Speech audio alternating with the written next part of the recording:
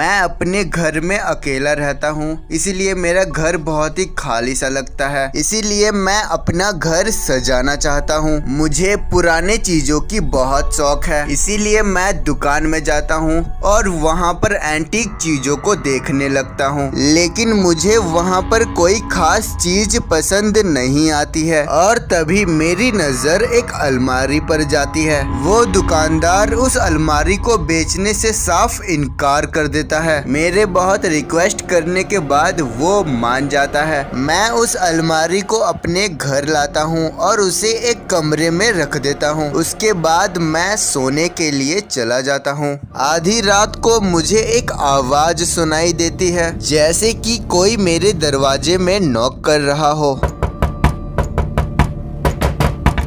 मैं दरवाजा खोलकर देखता हूँ,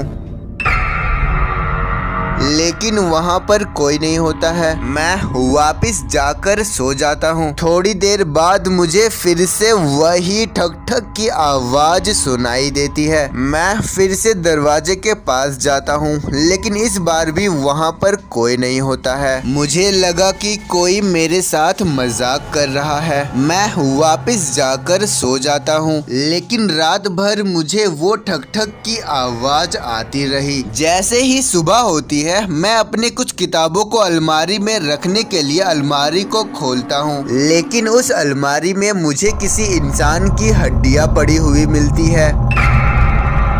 मैं उस अलमारी को साफ करता हूँ और उसमें अपनी किताबों को रख देता हूँ। लेकिन रात को जब मैं सोने के लिए जाता हूँ तो मुझे फिर से वही ठक ठक की आवाज आती है। लेकिन अब मुझे समझ आ गया कि वो आवाज दरवाजे से नहीं आ रही है। मैं अपने पूरे घर में चेक करता हूँ और आखिरकार मुझे ये पता चलता है कि वो आवाज उसी अलमारी से आ रही है। मैं जैसे ही अलमारी को खोलता हूँ, उसमें मेरी किताबों की जगह पर खिलौने पड़े मिलते हैं और उसके बाद वो अलमारी अपने आप ही बंद हो जाती है। मैं फिर से उस अलमारी को खोलता हूँ और अब वो खिलौने अलमारी से गायब हो चुके थे।